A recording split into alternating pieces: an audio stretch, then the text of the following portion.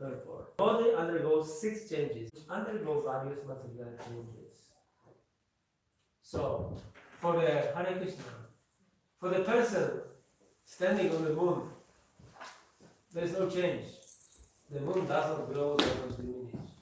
But our perception, from our point of view, is that the moon is growing. So when we say, I'm getting old, I think that I'm getting old. Actually, the time doesn't affect me. It affects my body. Producing byproducts like children. It will die. Actually, there's another point of view that the body will not die because it is already dead. This material body is like our cover, just like this sweater. Actually, it is made of material elements only. It's moving because the soul inside, living force, is moving. Więc te 6 zmian ciała, kończąc na śmierci, w ogóle nie ma wpływu na duszę. I należy jeszcze wziąć pod uwagę drugi aspekt, że mówimy, że ciało umiera, to jednak tak naprawdę z innego punktu widzenia ciało nie umiera dlatego, że ono już jest martwe. Ciało jest martwe zawsze. Wydaje się żywe, dlatego że zasieda je dusza. Tak jak ubranie, tak jak ten mój sweter, prawda? Jest złożony z materialnych elementów i porusza się tylko dlatego, że jest w nim żywa istota, która się porusza. Więc po pierwsze, dusza nie umiera. Tylko ciało. A jeżeli spojrzymy na to z innego punktu widzenia, nawet ciało nie umiera, bo ono jest martwe wiecznie. Więc śmiercią jest po prostu rozłączenie tych dwóch energii niższej i wyższej energii Kryszny. W każdym razie te rzeczy dokonują się dzięki niezauważalnemu wpływowi czasu. A ponieważ żywa istota znajduje się w iluzji utożsamiania się z tym ciałem, mówi, o, zestarzałem się, ale pamięta o tym bardzo rzadko. Na przykład, kiedy przychodzi Sylwester, when it's New Year, then we remember, oh, 1 year more. Otherwise, on every day, when we're struggling, every day, we do not think of these things. So the time imperceptibly takes our lives, but actually nobody cares about this. We don't think. Only when you become, as you were young, you were a child, and then you become a parent or a grandfather, then you realize, oh, I'm already so old. So there are only some occasions that we remember the passing of time. Więc są tylko takie pewne chwile w życiu człowieka, takie jak na przykład Sylwester, Nowy Rok, albo to, że ktoś zauważył nagle, że został rodzicem, a był niedawno dzieckiem, albo że został dziadkiem, chociaż też pamięta jeszcze swoje dzieciństwo, to nagle wtedy nachodzi nas taka refleksja, że minął gdzieś ten czas, przeleciał przez palce. Niezauważenie. Kryszna to mówi, że ten czas upływa w sposób niezauważony. Nie widzimy tych milisekund, tych mikrosekund. Widzimy tylko najważniejsze wydarzenia, które potrafią przykuć naszą uwagę.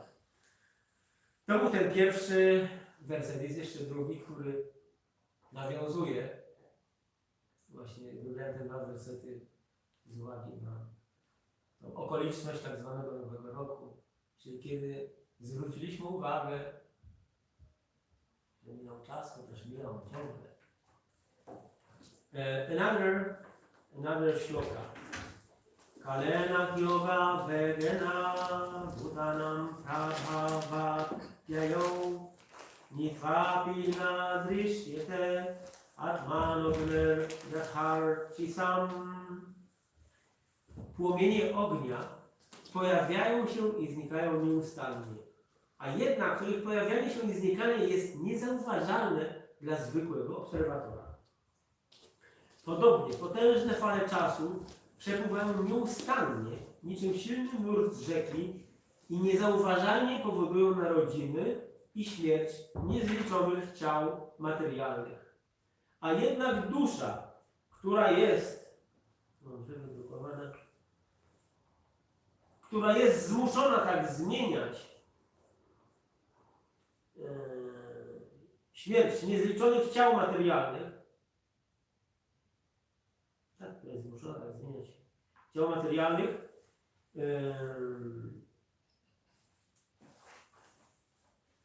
ciągle są, przepraszam bardzo. Aha, a jednak dusza, która jest zmuszona tak zmieniać ciągle swoją pozycję, nie potrafi dostrzec działania czasu.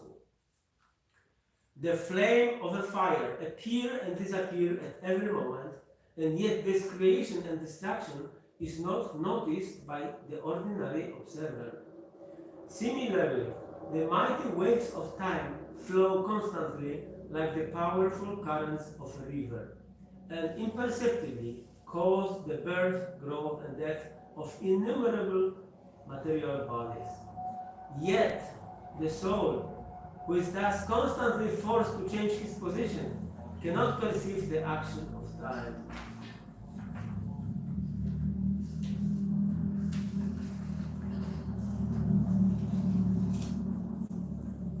Znaczenie. To jest w ogóle rozmowa Brahmina Avaduty z Maharajem Jadą. Materialne ciało jest z pewnością efemeryczną i fantasmagoryczną manifestacją zewnętrznej energii Pana. Płomienie ognia nieustannie pojawiają się i znikają, a my jednak postrzegamy ogień jako nieprzerwaną rzeczywistość. Podobnie taką nieprzerwaną rzeczywistością jest dusza, chociaż jej materialne ciała pojawiają się i znikają nieustannie pod wpływem czasu. Jest powiedziane, że najbardziej zdumiewającą rzeczą jest to, że nikt nie myśli o tym, że umrze. A ponieważ dusza jest wieczna, żywa istota posiada skłonność przyjmowania każdej przelotnej sytuacji za trwałą. Zapominają, że jej wieczna natura może zostać prawdziwie doświadczona tylko w wiecznej atmosferze duchowego nieba. Gdy ktoś jest przekonany o tym rozwija cechę vairagya, czyli nieprzywiązania do materialnej iluzji. Now in English. Report. This is talk between Brahmana Avaduta and Maharaja Yadu. The material body is certainly an ephemeral and phantasmagorical manifestation of the Lord's external potency. The flames of a fire constantly take birth and disappear. Yet we perceive the fire as the continuous reality. Similarly, the soul is continuous reality, although his material bodies appear and disappear constantly by the influence of time. It is said that the most astonishing thing is that no one thinks that he will die. Because the soul is eternal, the living entity is prone to accept any fleeting situation as permanent, forgetting that his eternal nature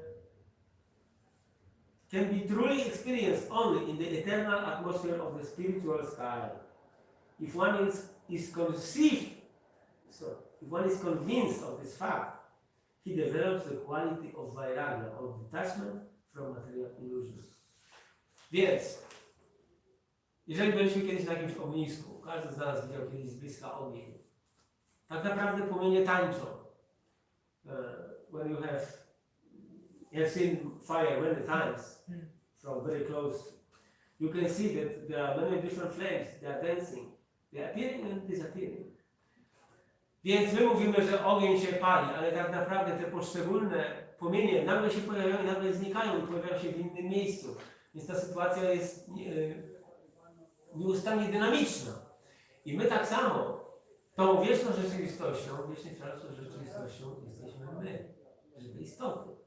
Natomiast nasze ciągle zmieniające się ciała są takimi pojawiającymi się na chwilkę płomieniami. Tu się pojawił płomień i zniknął, tu się pojawił następny i zniknął. Więc Śrila Prabhupada bardzo często, kiedy była mowa o reinkarnacji, nie odnosił tego wyłącznie do momentu śmierci, kiedy opuszcza się ciało. Reinkarnacja odbywa się non-stop. Nauka potwierdza, że kiedy jemy i pijemy i wydalamy, to powstają w naszym ciele nowe komórki, stare obumierają i są z organizmu wydalane na różne sposoby. Nasze ciało podlega nieustannej transformacji. A nawet gdzieś tam podobno odkryli, że po 7 latach w naszym ciele nie ma już ani jednej komórki, która była wcześniej. No bo po prostu to jest tak, jak mamy samochód i wymieniamy w nim po kolei różne części. Jeżeli wymienimy wszystkie części w naszym samochodzie, to możemy zadać sobie pytanie po tych 7 latach, czy to jest nadal ten sam samochód. Więc technicznie rzecz biorąc, to już nie jest ten sam samochód, on jest złożony z innych komponentów. Ale ponieważ my mamy tą identyfikację, Mamy to fałszywe ego, czyli fałszywe poczucie. Prawda? Jeżeli zmienię cały samochód, ale zostawię tylko swój dowód rejestracyjny z tym numerem rejestracyjnym i cały czas mam przekonanie, że to jest ten jeden mój samochód, to dla mnie to będzie ten sam samochód, ale z technicznego punktu widzenia to jest zupełnie inna maszyna. Więc nasze ciała, nasze komórki umierają w każdym momencie i w każdym momencie pojawiają się nowe. So, just like the fire is some continuing entity or the fact, when you just try to observe each particular flame, they appear and disappear. So the similar situation is with the soul. The soul is existing continuously. But because his attention, his focus is projected into material bodies which change constantly, therefore it appears that I'm changing. But this is not me changing, this is only changing my external covering, my shirt and coat, my vehicle, my body. You can ask yourself, if you have a car and you replace every part one by one, and after 5 or 10 years, you have exchanged all parts. Is it still the same car or not? No. It depends. From technical point of view, it's not the same because all parts are new. But because you have the same ID number, the same plates, in your consciousness, in your perception, you think, oh, this is still my car. So the same is with the relationship between the soul and the body. Oh, that's my body. But actually this body is not the same, which was 30, 40, 50 years ago. When I was born, it was absolutely different body. So these are two different realities, body and the soul, and they are not connected. But it's hard to believe. Because this is about the shloka says,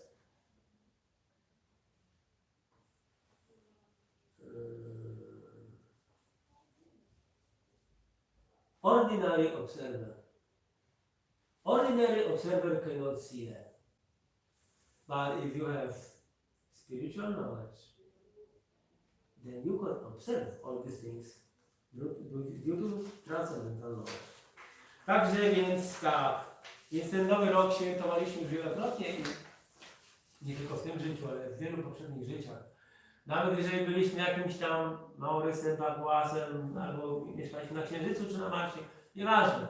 Wszędzie są pewne cykle i ludzie świętują nawrót jakiegoś tam cyklu, powiedzmy w przyrodzie, prawda, kiedy przychodzi znowu pora siania, wiosna i tak dalej. Zawsze gdzieś tam w jakichś kulturach mamy jakiś tam nowy rok. Więc świętowaliśmy to już nieustannie i było to dla nas wydarzeniem takim na tyle istotnym, że powodowało, że mogliśmy się zastanowić nad tym, że nasz czas ucieka. A w codziennej walce o egzystencję z reguły myślimy. I czas w sposób nieubłagany zabiera nam długość życia, które po prostu marnujemy na rzeczy tego nie warte. Więc w tym wersecie drugim, który czytaliśmy, jest powiedziane, jest takie słowo, że to dotyczy zwykłego obserwatora. Jest. Płomienie ognia pojawiają się i znikają nieustannie, a jednak to ich pojawianie się i znikanie jest niezauważalne dla zwykłego obserwatora. Ale człowiek wiedzy jest w stanie te rzeczy zaobserwować. Właśnie po to nam służy wiedza transcendentalna. Więc mówiliśmy już, że upływ czasu przemienia nasze ciała i zabiera je nieustannie, krok po kroku, po czym daje następne i te następne też zabiera i następne i następne. Dla zwykłego człowieka, czyli dla zwykłego obserwatora, takie ubywanie ciała, znikanie, taka śmierć jest czymś tragicznym, dlatego że on się utożsamia z tym ciałem. So, for an ordinary observer, for an ordinary man, passage of time is kind of tragedy, because he's dying, thinking that he is this body. So, this is life of ordinary observer. He's suffering because he thinks, oh, I will die, my mother died, my father died, my grandfather died, I will die also. Więc tak, mówiliśmy już o tym, było napisane, znaczy, że nasze ciała przechodzą przez te 6 faz nieustannie i jest to klucz do zrozumienia obiektów posiadających w środku duszę i nieposiadających. Więc te przedmioty, martwe przedmioty, które nie wykazują takich 6, nie widać tych 6 faz. Można śmiało powiedzieć, że w nich nie ma żywej istoty, dlatego że żywa istota powoduje właśnie, że jakieś ciało się rodzi, rozwija, trwa przez jakiś czas, wydaje produkty uboczne, na przykład drzewo rodzi owoce, zwierzęta i ludzie mają młode, dzieci. Potem rośliny usychają, ludzie się kurczą, słabną i w końcu ciało wraca do ziemi. A więc zwykły obserwator nie jest w stanie dostrzec na co dzień tej ucieczki czasu. Dlaczego? Dlatego, że jest zaaferowany różnego rodzaju obietnicami materialnymi. So, ordinary observer cannot observe this Hare Krishna passage of time because his attention is focused to false promises of material nature. So we are engaged in rat race to get things which are not really worthy of hard struggle. Uważny obserwator, człowiek wie, że nie jest tym, co się zmienia, lecz niezmiennym obserwatorem. Zaczyna rozumieć potrzebę vairagi, wyrzeczenia, o którym mówił ten werset. So, when you are attentive observer, when you are a man of knowledge, then you know that you are not something which is changeable. You are unchangeable. You are unchangeable observer. And at this point, you develop hankering from detachment. Because when you have understood that this is not really you, and this is not really your will, you try to grasp something tangible, something immortal. Then you want to develop vairagya, means detachment. W Bhagavad Gita Krishna mówi w wielu miejscach, na czym polega to odwiązanie. In Bhagavad Gita Krishna speaks in many places what is this vairagya. How should we understand this detachment from material world? Because we are in it. Jesteśmy w świecie materialnym, więc jak to być od niego odwiązane? I tutaj Krishna nam daje kilka przykładów. Bhagavad Gita 2.45. Bhagavad Gita 2.45. O Arjuna, bądź wolnym od wszelkich dualizmów. O Arjuna, be free from all dualities. 4.22. Kto zadawala się tym, co samo z siebie przychodzi. Kto wolny jest od dualizmów i od zawiści. Kto niezachwiany pozostaje w szczęściu i niepowodzeniu. Ten nie jest uwikłany nigdy, chociaż czym pełni. He who is satisfied with gain, which comes of its own accord, who is free from duality and does not envy, who is steady in both success and failure, is never entangled although he is performing actions. 5.03. Ten, kto nie czuje odrazy do owoców swoich czynów, ani ich nie pragnie, znany jest jako zawsze wyrzeczony. Taka wolna od wszelkich dualizmów osoba wydostaje się z materialnej niewoli bez trudu i jest całkowicie wyzwolona od Arjuna. One who neither hates nor desires the fruits of his activities is known to be always renounced. Such a person, free from all dualities, again dualities, easily overcomes material bondage and is completely liberated. almighty arm Arjuna. 6-7. Kto pokonał umysł, ten już dotarł do duszy najwyższej, gdyż uzyskał spokój. Dla takiego człowieka szczęście i nieszczęście, ciepło i zimno, honor i dyskonor to samo znaczą. For one who has conquered the mind, the super soul is already reached, for he has attained tranquility. To such a man, happiness and distress, heat and cold, honor and dishonor are all the same. 15:03. Prawdziwej formy tego drzewa materialnego nie można dostrzec w tym świecie. Nikt nie może zrozumieć, gdzie ono się kończy i gdzie zaczyna. Gdzie jest jego podstawa. Ale z całą determinacją należy ściąć to mocno zakorzenione drzewo narzędziem, który jest brak przywiązania. The real form of this tree of material life cannot be perceived in this world. No one can understand where it ends, where it begins, or where its foundation is. But with determination, one must cut down this strongly rooted tree with the weapon of detachment. Again, detachment. 15:05. Kto jest wolny od fałszywego prestiżu, złudzenia i fałszywych związków, kto rozumie wieczne, ktoś skończył z materialnym pożądaniem, kto jest wolny od dualizmów, szczęścia i nieszczęścia, kto jest niezwiedziony, kto wie, w jaki sposób podporządkować się najwyższej osobie Boga, ten osiąga najwyższe, wieczne królestwo. Those who are free from false prestige, illusion and false association, who understand the eternal, who are done with material lust, who are freed from the dualities of happiness and distress, and who, unbewildered, know how to surrender unto the Supreme Person, attain to that eternal kingdom. A więc wszędzie w Bhagavad Gita, wielokrotnie, to pewnie jeszcze nie są wszystkie miejsca, Krishna mówi o równowadze wobec dualizmów jako metodzie na osiągnięciu tej hierarchii, osiągnięciu tego wyrzeczenia, które jest przeznaczone dla osoby, która zrozumiała ten niezauważalny upływ czasu i to, że rzeczy, których szukamy, nie znajdują się w tym materialnym świecie. So for one who understood this imperceptible flow of time, which actually has nothing to do with the soul, but with the body only, such a person develops desire for vairagya, renunciation. And this kind of renunciation Krishna describes that in this world we have always pairs of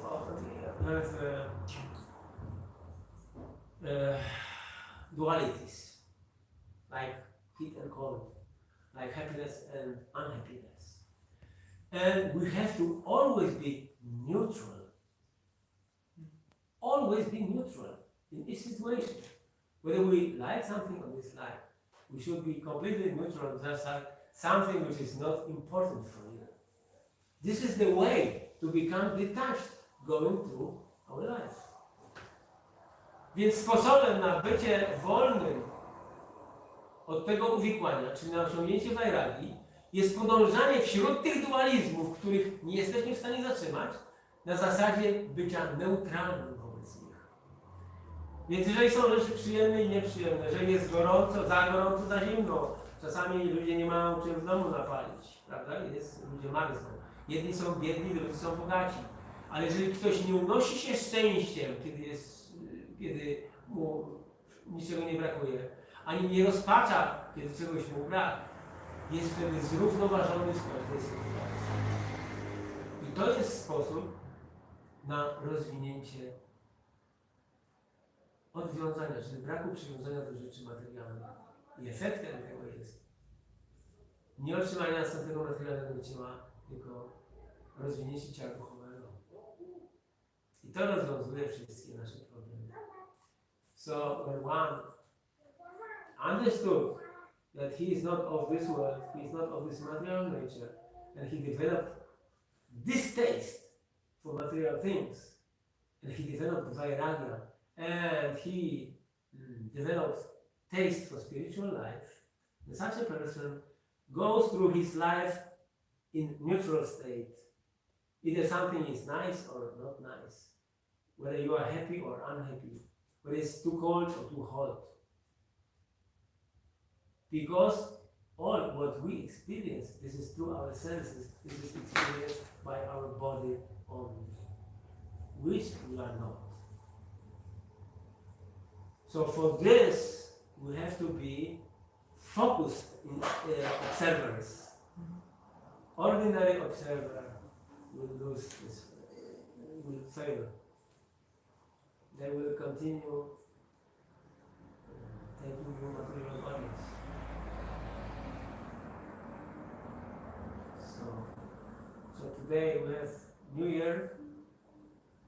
This is just the occasion to think about flowing time. But this time is flowing always, not only today. When I saw my grandkids, then I thought, oh my God, I was such a small kid also. Where is this time gone by? So when you are really focused, you can keep your focus on flowing time every day, every minute. And in this way, you develop this taste for this material wealth and neutrality. In this way, you develop taste for spiritual eternal life. This is the way that about which Krishna is speaking about in these verses. Imperceptible flow of time. And as these shlokas say, ordinary observers, they do not see this. They can't see. They are blind. They are blinded by material desires. And they think, oh, that's me, that's my body. I have to look nice. I have to go to the barber. I have to make some makeup. I have to make money. I have to be healthy. So all life, we are thinking only about this cage.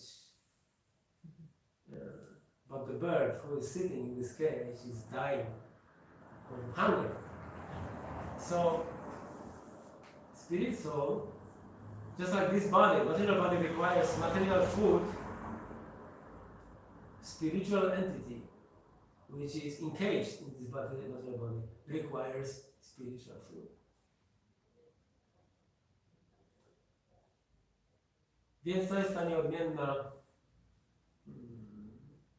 prawda duchowa, że kiedy ludzie poświęcają wyłącznie uwagę tej zewnętrznej klatce swego ciała,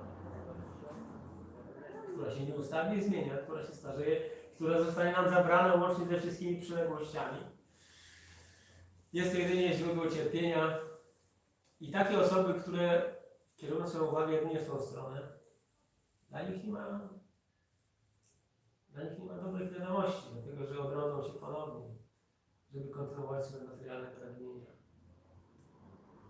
Dlatego te wersety sugerują, że należy być uważnym obserwatorem, a nie takim po prostu zwykłym człowiekiem.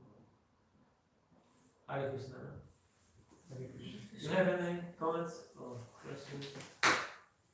Ja mam pytanie, jeśli można. Jak zrozumieć, że Krishna jest czasem? Czy jako twórca zasad przemijania, czy jest czasem również w jakiś sposób osobiście?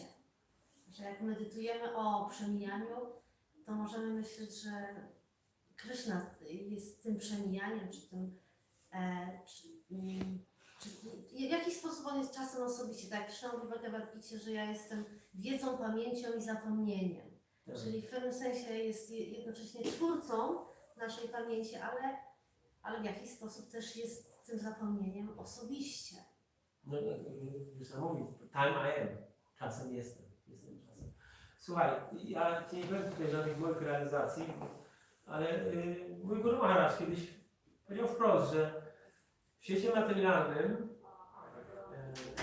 czas jest władcą absolutnym. Tutaj generalnie nie mamy rzeczy absolutnych, wszystko jest relatywne, ale czas uciekający, który doprowadza każdego do śmierci, to nie ma kwestii dyskusji, czy ktoś należy do takiej religii, czy innej religii, czy jest ateistą. z tym się musimy pogodzić, dlatego że są pewne wyższe siły, które kontrolują nasze życie, które nam nie pozwalają na pewne rzeczy. I czas jest właśnie tą rzeczą, która cokolwiek zdobywamy, odbiera. Albo raptownie, albo powoli, sukcesywnie. Więc Guru Maharaj, Bhakti Maharaj powiedział, że czas jest tym aspektem Kryszny w świecie materialnym, tym absolutnym aspektem w świecie materialnym. Jeżeli też posłużymy się jeszcze innymi wersetami, to tak naprawdę Kryszna jest wszystkim. Dlatego, że Kryszna rozwija się w energię niższą, żywe istoty, czyli my jesteśmy też jego rozwinięciem. Więc zależy na jakiej platformie, jakby to powiedzieć, szukasz odpowiedzi na to pytanie. Ostatecznie to wszystko jest Kryszną, ale jednocześnie nie jest Kryszną. Bo oczywiście aspekt czasu, jaki jest potrzebny w świecie materialnym do funkcjonowania tego świata, ten czas nie istnieje w takiej formie w świecie duchowym. Tam wszystko jest tu i teraz. Ale tam po prostu, tam jest smakowana słodycz, prawda, relacji z Kryszną. A tutaj przede wszystkim jest dla nas wszystkich oczywiste, że cierpimy. Cierpimy, czyli właśnie Bhagavad Gita jest taką świetną książką na początek, no bo Arjuna miał problem. I my też mamy problem. Zanim będziemy mówili o tych takich bardzo, bardzo zaawansowanych poziomach świadomości Kryszny, rzeczywistość jest taka, że jesteśmy w tym całym wyścigu szczurów, w tym systemie, który nam się nie podoba, ale z którego nie wiemy, jak się wyrwać, po prostu cierpimy. Dlatego znalezienie odpowiedzi na pytanie, jak przestać cierpieć, jest dla nas bardzo ważne. I tutaj spojrzenie właśnie na ten aspekt czasu, który wszystko zabiera, jest niesamowite budujące, dlatego że jeżeli nie jestem tym ciałem, co Kryszna mówi w prostych wersetach, to ten aspekt czasu nie ma na mnie wpływu. Wszystko, co mam wokół siebie w postaci ciała i przyległości, zostanie mi zabrane, ale ja będę trwał nadal. Tak jak ja to rozumiem, to jest wszystko kwestią, ile intensywnej takiej, wiesz, energii połączonej z emocją, czyli przywiązania, włożymy w jakiś obiekt. No bo jeżeli jedziesz samochodem drogą i po drodze mijasz te, wiesz, słupki kilometrowe, rozumiesz? 100 metrów, 200 kilometrów, czy zwykle pachołki stoją przy drodze. Nie masz z nimi żadnej relacji emocjonalnej, po prostu je mijasz. Więc jeżeli je zostawiasz, nie cierpisz. Cierpimy tylko wtedy, kiedy się z czymś utożsamiamy, prawda? I to odchodzi. Ale kiedy uda Ci się w jakiejś sytuacji zachować absolutną neutralność, to po prostu jesteś ciągle w stanie ulgi. Nie masz tego problemu. No ale póki mamy to ciało materialne, no, zawsze jest szansa, że jakieś te rozwiniemy przywiązanie niewłaściwie. Dlatego sadhu sangha jest polecany, prawda? Pan Chaitanya, kiedy go zapytano o definicję Vaishnavy, to powiedział, że po pierwsze asanga, dżana sangha, no żeby Vaishnava nie ma towarzystwa niewielbicieli. Czyli sadhu sangha jest przede wszystkim najważniejsza, dlatego że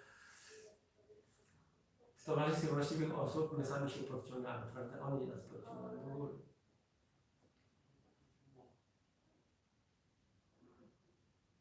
Dla wielbiciela zawsze jest, jego przyszłość zawsze jest fantastyczna, choćbyśmy czegoś nie rozumieli, ale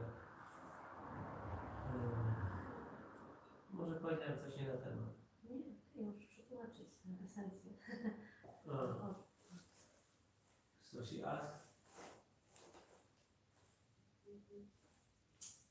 how Krishna is the time? Jak Krishna is the czasem time?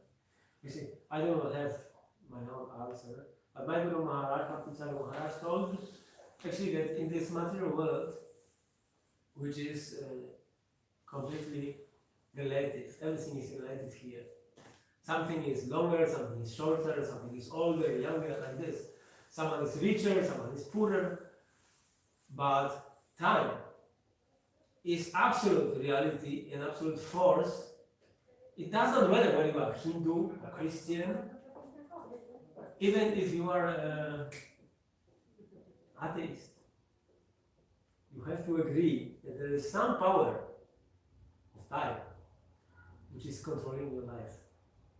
Your life is running out. Yeah. And you become fearful. So this is absolute factor, this is absolute aspect of Krishna in material world. So in the same capacity or in the same feature, the time does not exist in spiritual world. Because spiritual world is meant for relishing sweetness of relationship with Krishna. And there is no passing of time in spiritual world. In spiritual world, we have constant now. Always now.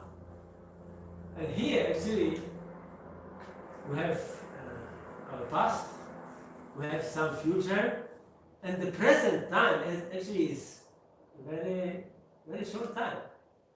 When I spoke the sentence, actually it's gone. It's very hard to capture now the presence here. So these are different aspects of time in material and spiritual world. And actually,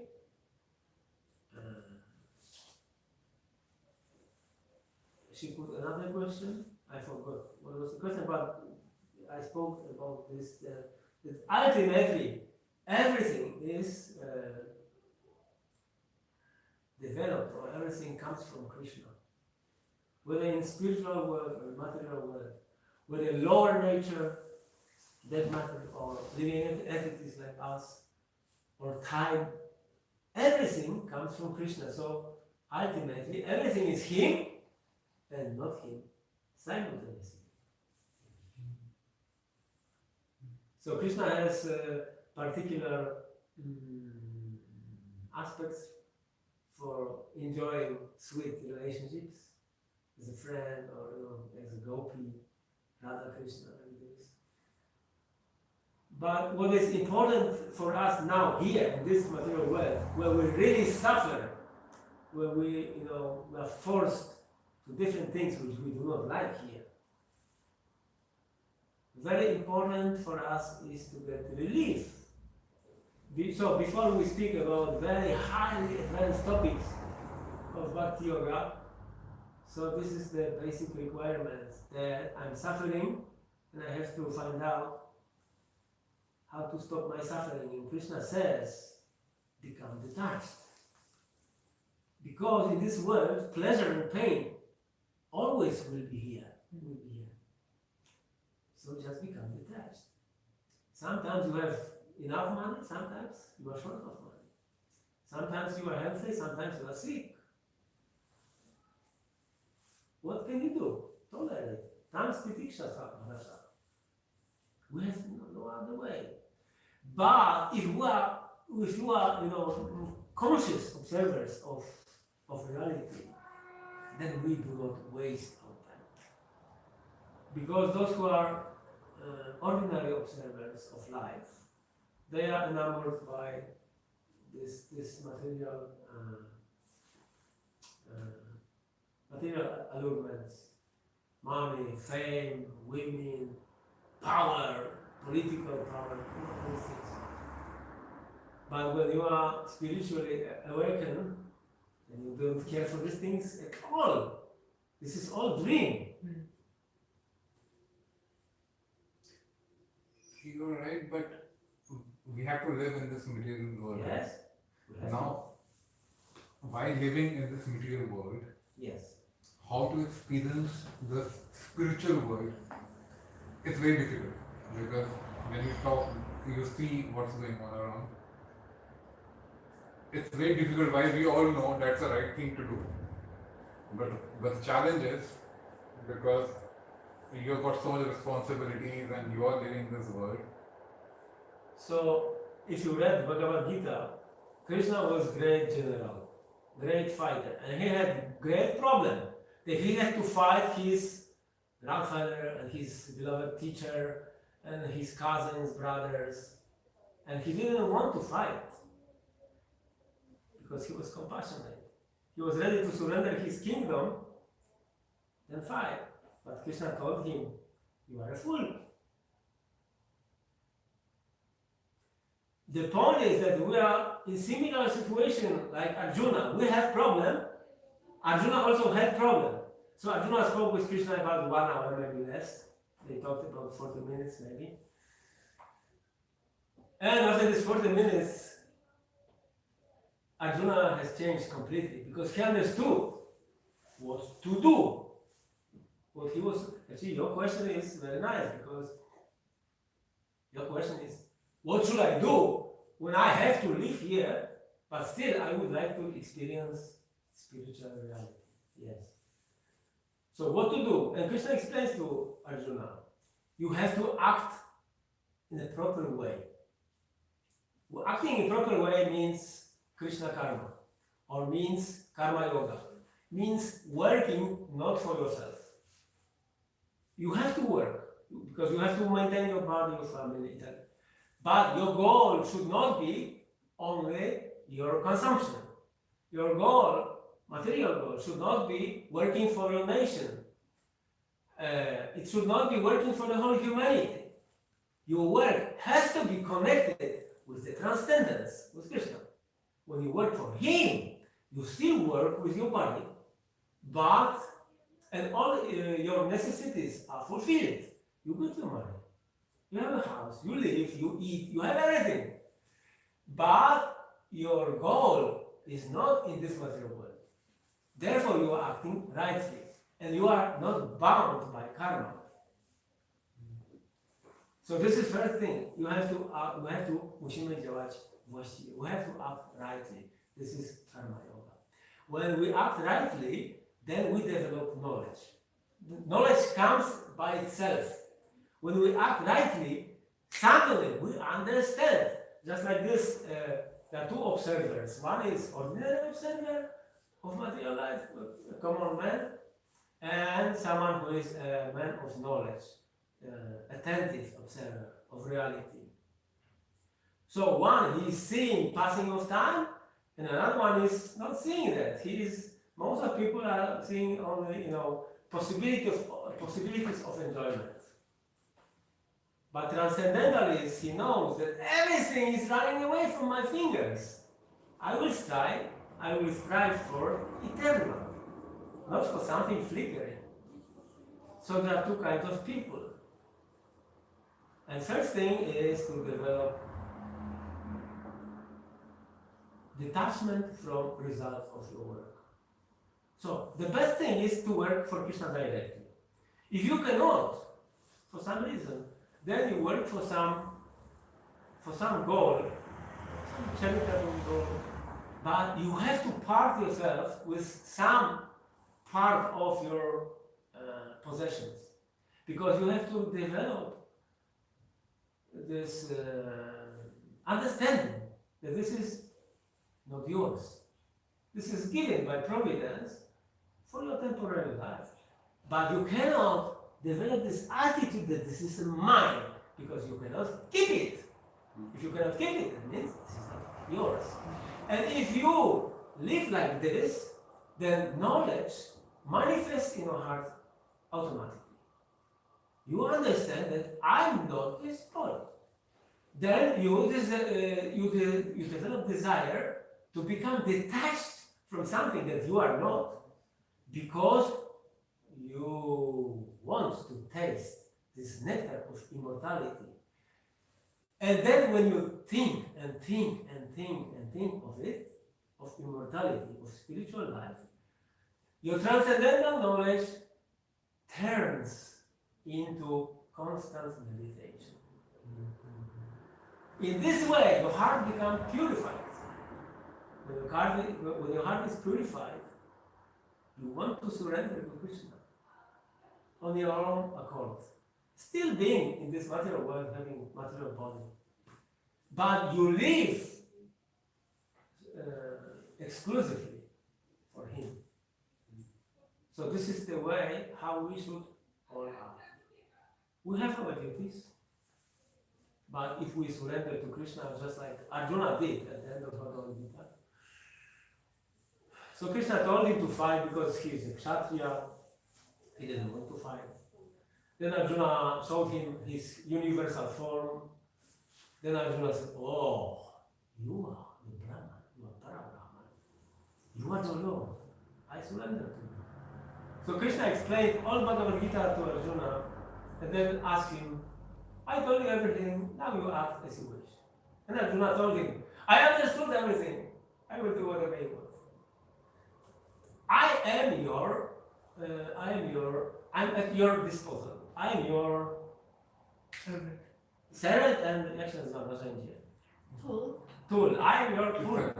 You can use me as you want for your work. So this is what we do in our process of Bhakti Yoga.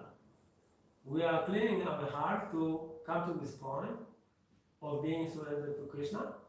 Still we are not lacking anything. Krishna provides everything. Krishna provides anything for anybody, for all entities in all universes. Whether they are devotees of Krishna or not, they are still being maintained. But if you are if you are good devotee of Krishna, then it means you are in Krishna's heart in a very special way. He will take care of you in a very special way. So, and how you define a good devotee of Krishna? How one can become a good devotee of Krishna? How means, if you ask how, the only way is to associate with those who are good devotees. Association of proper people, this is always the best solution. If you want to become anything in this world, you need a teacher. You need someone who knows this art. So you have to find out a proper person who is already in Krishna consciousness, very much advanced. And you just associate with him and he will tell you everything. Gradually. This is what happens to us. We have spiritual masters, and our spiritual masters are direct disciples of Srila Prabhupada. What is this in here? We have more tea. Oh yes. Yes, Srila Prabhupada was our founder Acharya for the movement, and he is bona fide teacher from our Sampradaya, means succession of spiritual masters coming directly from Krishna. And we can see that this knowledge works, because when you apply it, it gives results. My life changed completely, and all other devotees also, they can confirm this. So this is the way how to become. You associate. When you become more serious, then you find a guru, bona fide guru. You surrender to him as a disciple, he will accept you. And then you do whatever we do. We chant, we eat prasadam, we discuss philosophy. We also, of course, we have our life, we have to do all these things which you ask. But in the meantime, because our hearts are getting cleaned gradually, then our attention, our focus gradually changes from material things into Krishna. And at some point, you don't care for all these things, because whatever you need, you have. And what can I say? When you taste some sweetness, some nectar, you just enjoy it. And it becomes, sweeter and sweeter and sweeter and stronger. This is practice. Sadhana means practice. We are sadhakas. We practice. We have some rules, like no meat eating, no eggs, no fishes, no illegal sex, only marriages, no some illegal connections, no gambling, some luxury, no intoxication, no beer, no wine, no vodka, no drugs, no cigarettes. Because these are the 4 pillars of sin. These things, they create the most heavy karma, bad karma, very bad karma. So when you avoid this, gradually you become pure and pure and pure.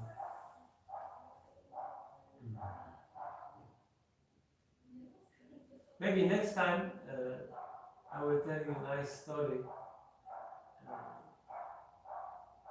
Today, but there is wonderful story about how can we understand the difference between illusion and reality. But this is long story. Już mam kończyć, tak? Nie, no bo praca na o 4:00. A, o 4:00. Także jeszcze czas bierze. You meet here every Sunday? Yes. What time? In the same time? Yes, every Sunday we start at 1 p.m. with bhajan first, at least 1.5 hours. Then we speak some philosophy. Then we have usually Arabic, then prasadam. But the next week is exceptional. We will not be here because we celebrate the 80th anniversary of spiritual master. A very important person comes to Kraków. So next Friday, Saturday and Sunday, in some place near Kraków, we have great gathering. If you can come, please. Where? It's Jagadish. Jagadish. I will give you some. I do not know myself, but there are some devotees who are organizing this. So is there a group which we can join? Your group or, you know, Transport. like so we get to know what the schedule is every week or what's happening? I mean, except for next Sunday, you can always come here at 1 a.m. And it goes until 1 p.m. 6 p.m. Because it takes 4 or 5 hours that we spend every Sunday. But this program, this birthday, celebrating birthday, will go for 3 days. And I do not know the schedule because I'm not organizing it. But I can find out. No, it's fine. We'll come here. 3 days is difficult from office to take out time. And this one day, where do you stay? We stay at Center. Center. Yeah, we stay at the Kamishka Street. We stay at Old Square, Raini Clowney, Karmelishka Street. Carmel. So not very far from here. Okay. So Kamishka. But Sundays we can join from 1 p.m. You say? Every Sunday it happens. Oh here. yes, please. Because we'd like to join for the bhajans and all that stuff. So yeah. Still now we have half an hour time. So should we sing or speak? You have more spiritual teachings, we can hear you. I don't know what everybody wants. Or maybe bhajans, yeah, whatever. It's a long story. Long story.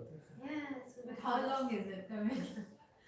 I mean, my English is quite poor. It's No, very yours is good. very good. It is very good. Yours is very good. Bo ja mogę tłumaczyć na polski jak chcesz, a możesz to robić po angielsku, a ja mogę... Chyba, że rozumiesz w ogóle, nie? Okay, so I will tell you. This is nice story. Very nice. Maybe you can go in front. This is about King Janak. To jest o królu Janace. So one day after his feast, King Janak took a nap. Kiedyś po uczcie król Janaka strzemnął się. King Janak is Sita's father, right? Yes, I think this is the same person. Yeah, I think so. Janak is one. Because the story does not say, but probably. So he took rest, but suddenly one of his ministers or soldier comes to his bedroom and he shouts, "King, please get up! Our country has been invaded by some other king." W pewnym momencie ktoś wpada do jego pokoju, jakiś minister i mówi, królu proszę wstań, bo ktoś zaatakował nasze państwo. So king quickly got up from his bed, took up his armor, sword and his bow Król się and arrow. ubrał się, wziął całą broń ze sobą. So he took his army and there was great battle. Wziął armię i była wielka bitwa. Unfortunately, this enemy was stronger and he won. Niestety ten wróg był silniejszy i wygrał. So this king who won got King Janak, but he didn't kill him. Ten wróg wziął do niewoli króla Janaka, ale go nie zabił. He banished him from his kingdom and he says, now I'm the king here. Po prostu wyrzucił go z królestwa i sam ustanowił siebie jako władcę tam. So King Janak was hurt, injured in battle. He was really suffering mentally because of defeat. Król poniósł wiele ran na tej wojnie, był zraniony, ale też mentalnie bardzo cierpiał, ponieważ to dla niego takie upokorzenie. And he was walking towards the border of his kingdom. I He had to leave. wygoniono go z królestwa, więc szedł w stronę granic. When he crossed the border and he came to another kingdom, all the time he was lamenting his very bad his bad fate. Kiedy szedł w stronę granicy, to ciągle lamentował i tak przypominał sobie swoją porażkę. He was hungry, but in his kingdom nobody gave him food. He was thirsty, but nobody gave him water. Był głodny, ale nikt z jego królestwa nie dał mu nic do zjedzenia. Był też spragniony, ale nikt go nie napoił. Because everybody was afraid of new king. Każdy był postąpił dlatego, że bał się nowego króla. So in this next kingdom, he found there was a long line of people waiting for some prasadam to be served. It was served. Już za granicami tego królestwa król zobaczył taką długą kolejkę ludzi, którzy czekali na jedzenie, na prasadam. Jak to się nazywa? Kichari? Kichari, no? How call this? Rice and... Kitri. Okay, so they were serving kitri. Tam serwowano z kitri. So king was standing in this line and as he was coming closer and closer, Król stanął w tej kolejce i tak zbliżał się powoli do but actually the person who was before him took the last portion of food. Ale osoba, która była przed królem, okazało się, że ona dostała ostatnią porcję. And this great pot was empty. I wielki garst był pusty już. So king was lamenting even more, he was crying. Król lamentował, płakał. So then this cook, this man who was distributing food, he told him, just wait, I will scratch, this. There are some things which were burned on the bottom of the pot. I ten, który serwował prasadę, powiedział, poczekaj, ja jeszcze coś zeskrobię z garnka. I tam z dołu takie przypalone mu zeskrobał. So king got a piece of banana leaf. Król dostał taki liść bananowca. And this leftover of kitri, and he was looking for some place to sit. I dostał resztkę tego przypalonego kitry i szukał miejsca, gdzie mógł usiąść. Yeah, but at this spot, one boy playing with kite was running about the king. Grał, Z latawcem. a chłopiec z latawcem akurat przebiegał przed tym królem. But suddenly the wind got very strong and this kite, was whirling and fell right into King Janak's prasadam, and all his food went to the ground, mixed with sand. I niestety był wiatr i ten latawiec tak zaczął się kręcić i niespodziewanie spadł bezpośrednio na talerz króla Janaki, gdzie on trzymał to prasadam. To wszystko spadło na ziemię i zmieszało się z piaskiem. So King Janak was devastated. Król Janaka był całkowicie zdewastowany. Failure after failure after failure. Porażka za porażką. So he fell down to the ground and he was weeping. Rzucił się na ziemię i zaczął szlochać. suddenly he could feel that somebody is shaking his arm. Nagle dostrzegł, że ktoś potrząsa go za ramię. And the king woke up, Król podniósł się, obudził się. a obudził się. Suddenly, king woke up in his bed. A król obudził się Oh, w yeah. swoim It was łóżku. a dream. Everything was dream. I okazało się, że wszystko to było snem. But this was so vivid that King Janak was curious how it's possible that it was so realistic. Ale król Janaka był w szoku, bo zastanawiał się, jak to jest możliwe, że to było tak realistyczne. Because I'm the King Janak, so this is reality or my dream was reality. I zastanawiał się, czy co jest realnością, czy to jest, że jestem wciąż królem Janaką, czy ten sen, który był aż tak realistyczny. So he asked his minister and his wife, but they didn't know what to say. On zapytał swojego ministrów zapytał swoją żonę, ale oni nie wiedzieli, co mu odpowiedzieć. So King Janak was under such a strong impression that he could not stop thinking about this, and he forgot his royal duties because he was completely absorbed in this question, which is reality. My dream was reality, or this is reality, or this is reality. Król Janaka tak w tym pytaniu się pogrążył, że zaniedbał swoje obowiązki królewskie, ponieważ ciągle zastanawiał się, co jest rzeczywistością. So very soon the whole kingdom was talking about King Janak,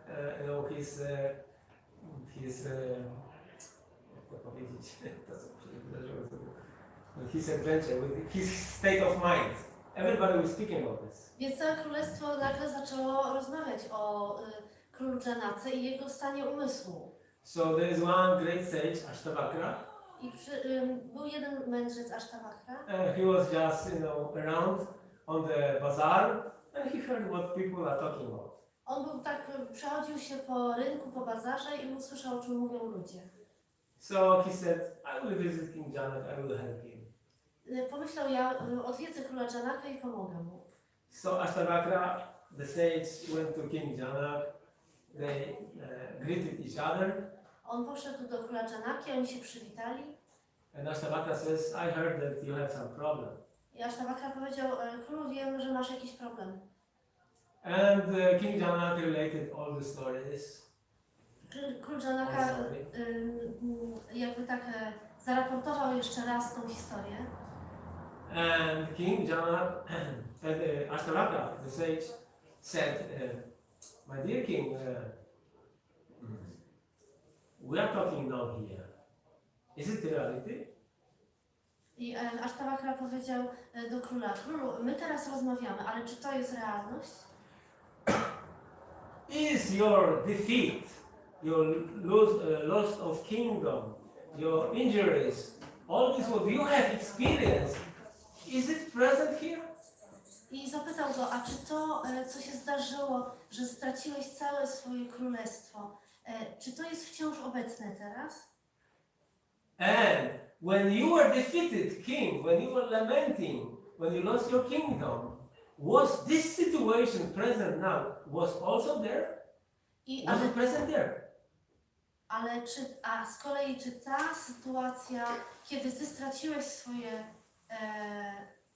ale czy ta sytuacja, która się teraz na jawie znajduje, czy ona była z kolei obecna wtedy, kiedy lamentowałeś i straciłeś swoje królestwo? And the king Janak says, no. Król Janaka odpowiedział nie. This was one thing, this is another thing. To były dwie różne rzeczy. But which is real? Ale która jest prawdziwa? And Ashtavakra the sage says, this is one illusion, and this is another illusion. One dream, another dream. Mędrzec Ashtavakra powiedział, to jest iluzją i to drugie też jest iluzją. Jedno jest snem i drugie jest snem. So actually from Vedic point of view, our wakefulness is also another kind of a dream. So at night we dream, and now we also dream. I dream that I am a man, that I am in Polish body, that I live here, but this is not a reality. This is only my conception, my idea.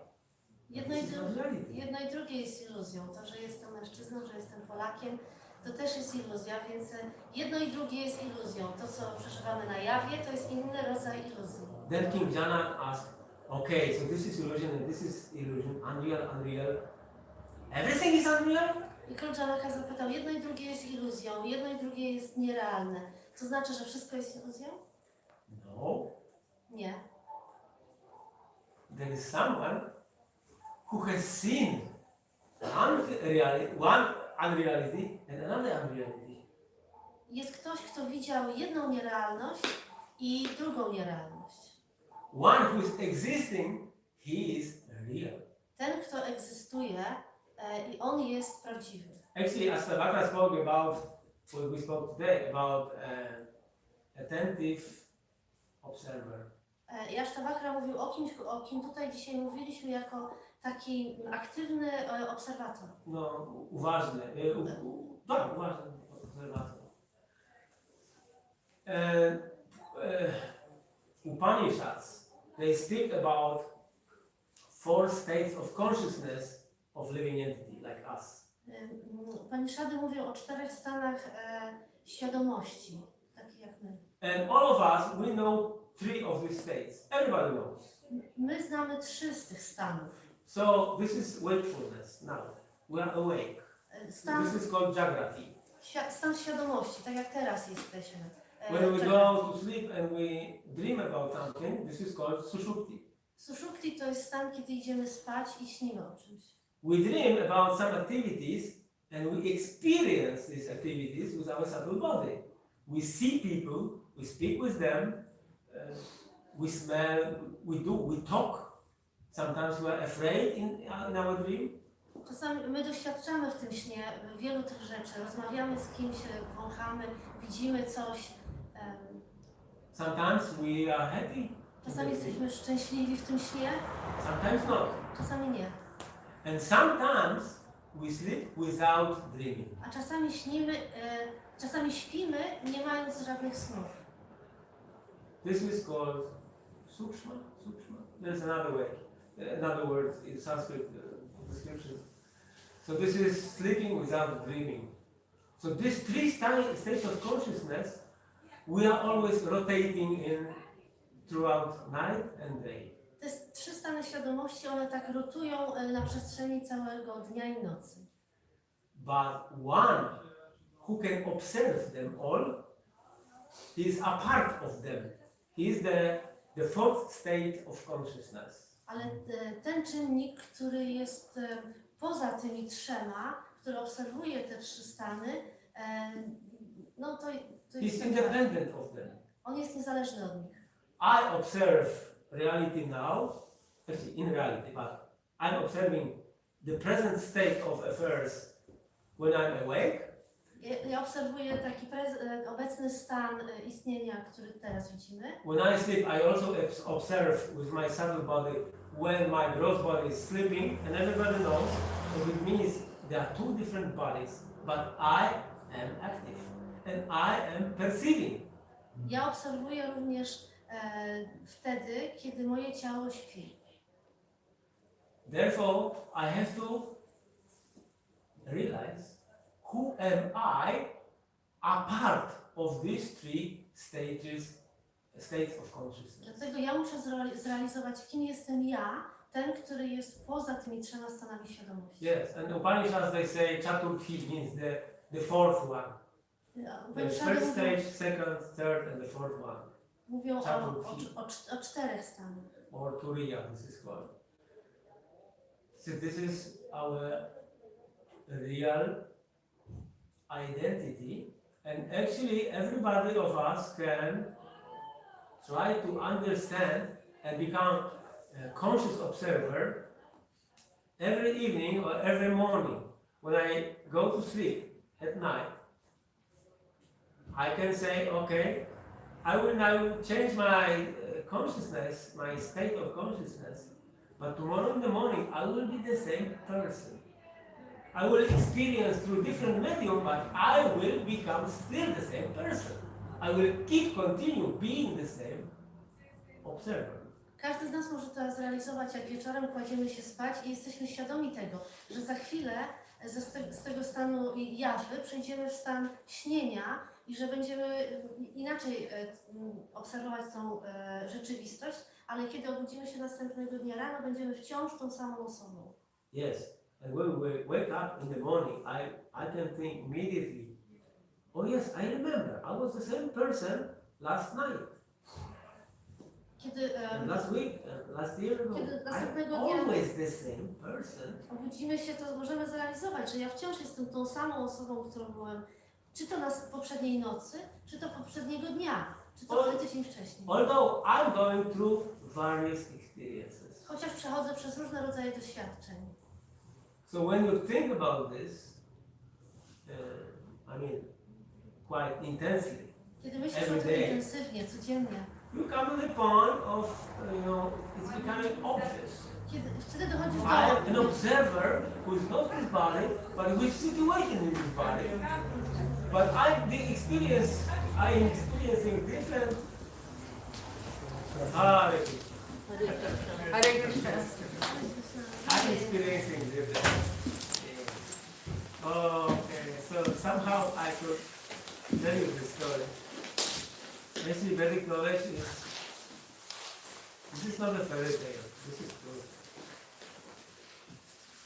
So maybe we can sing now. For a while, okay? Yeah, thank you.